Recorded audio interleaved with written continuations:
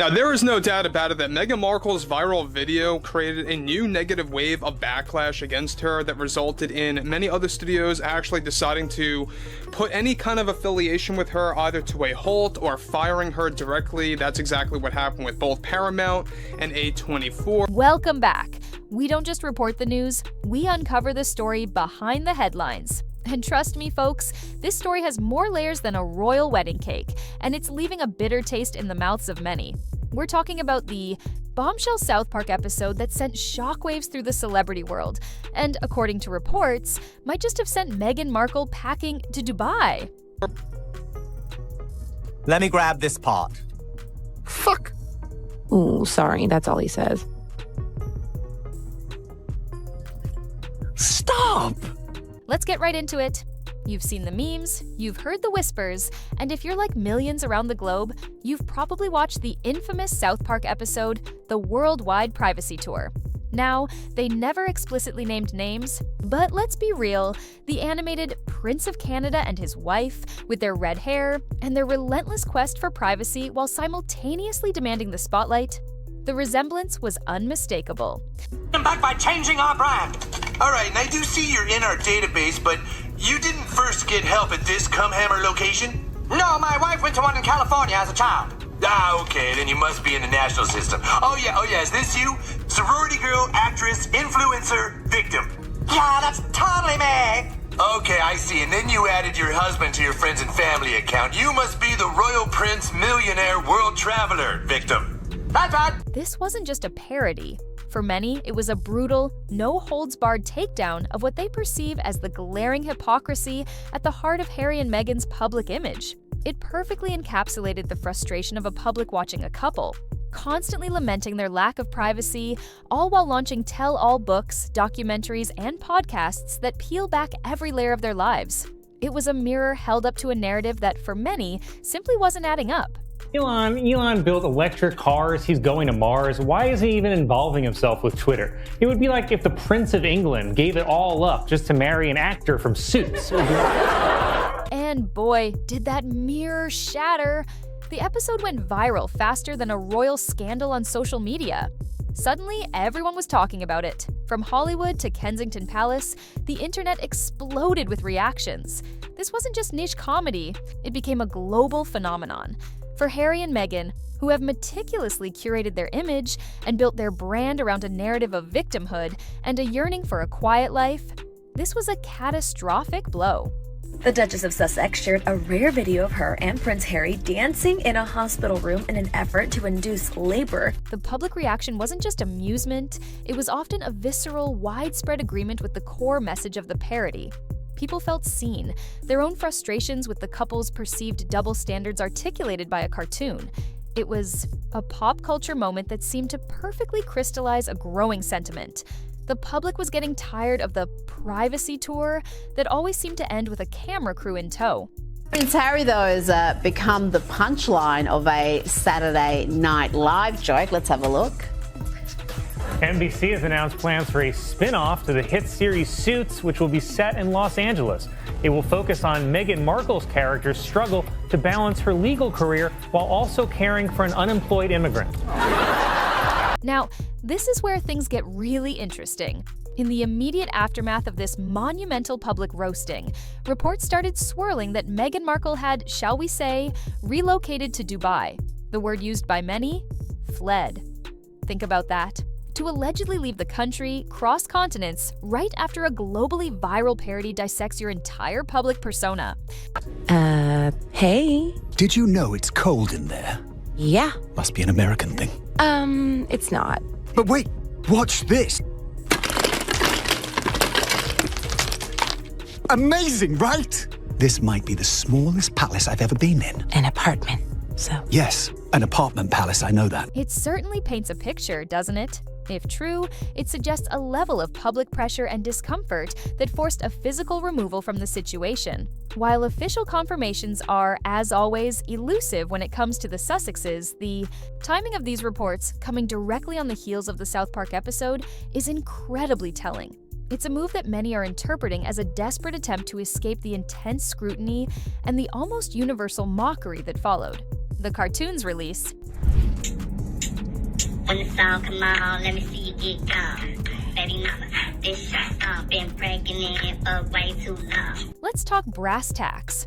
Brand damage. For Harry and Meghan, their entire livelihood is predicated on their public image, their narrative, their truth.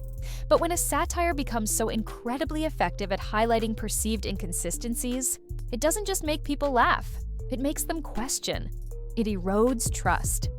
The South Park episode, in its brutal honesty, seemed to chip away at the very foundation of their carefully constructed public persona.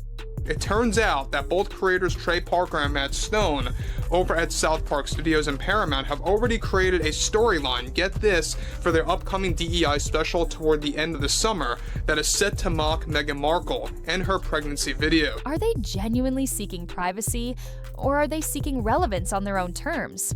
That's the question the episode posed, and it's a question now echoing across media landscapes worldwide.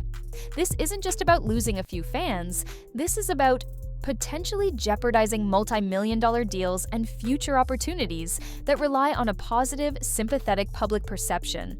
When your brand becomes synonymous with hypocrisy, the road ahead looks incredibly steep. Okay. Trying to make ourselves into a brand just turned us into products. We don't need to be a brand, do we? If it's truly what we want, then we really can get away from it all. No more magazines and Netflix shows. We really can live a normal life. Yes, I'm sure you agree, darling.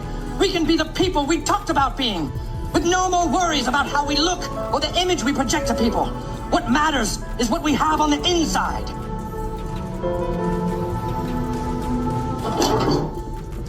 Hello? And that brings us back to the core issue the South Park episode so brilliantly and brutally exposed: the hypocrisy.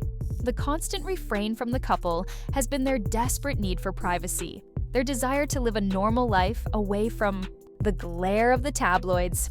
Yet, almost in the same breath, they're sitting down for bombshell interviews, publishing tell-all memoirs, and starring in docuseries that delve into the most intimate details of their royal exit and personal struggles. You simply can't have it both ways.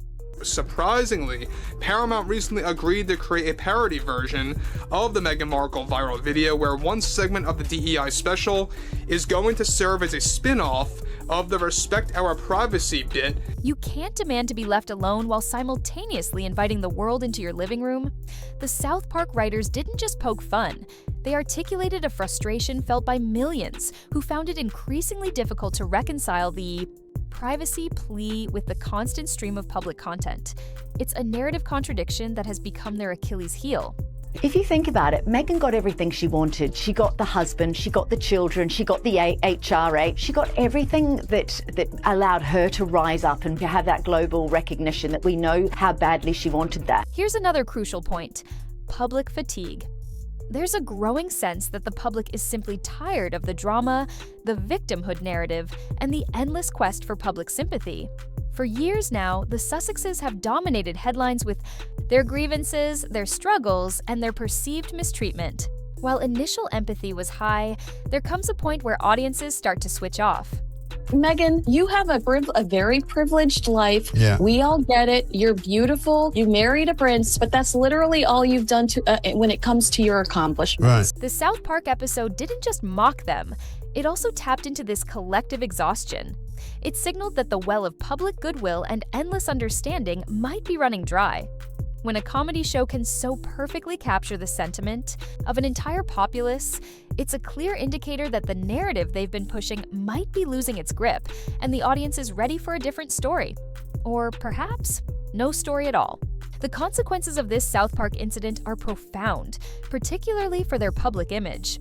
This isn't just a temporary blip, it represents a significant and potentially long-lasting shift in how they are perceived globally. An image that was already polarizing has now arguably tilted even further into negative territory. They're no longer just controversial. For a substantial portion of the population, they're now a punchline. This kind of widespread mockery is incredibly difficult to recover from because it sticks. It enters the cultural lexicon. It transforms them from figures of debate into figures of derision. And for anyone building a career on their public appeal, that is a perilous position to be in. How do you recover from becoming the embodiment of a global joke? So, Where do they go from here? The million-dollar question. Literally. What does this mean for the future of Harry and Meghan's public career? Their Netflix deals, their Spotify ventures, their charitable foundation all rely heavily on their ability to command attention, but more importantly, to command respect and sympathy. If their brand is now widely associated with hypocrisy and a constant, perhaps tiresome narrative, securing future lucrative partnerships becomes significantly harder. Will audiences still flock to their content if they're perceived as self-serving rather than genuinely impactful? The South Park episode didn't just mock their past actions, it potentially cast a dark shadow over their future earning potential and their ability to remain relevant in the public eye without being a figure of ridicule. In conclusion, the South Park parody wasn't just a funny cartoon, it was a cultural phenomenon that struck a nerve and had immediate, tangible repercussions for Meghan Markle and Prince Harry. It brutally exposed a perceived hypocrisy that many were already feeling, and it amplified that sentiment to a global scale. Whether Meghan truly fled to Dubai or simply took a much-needed break, the timing sends a powerful message about the immense pressure and public backlash they're now facing. This could very well be a turning point, signaling the potential end of their worldwide privacy tour as we know it, and the beginning of a much harder road for the Sussex brand. What do you think? Did South Park go too far? Or did they hit the nail right on the head? And what does this mean for Harry and Meghan's future? Let us know in the comments below. Don't forget to like this video, subscribe to our channel, and hit that notification bell so you never miss a single moment of the unfolding royal drama.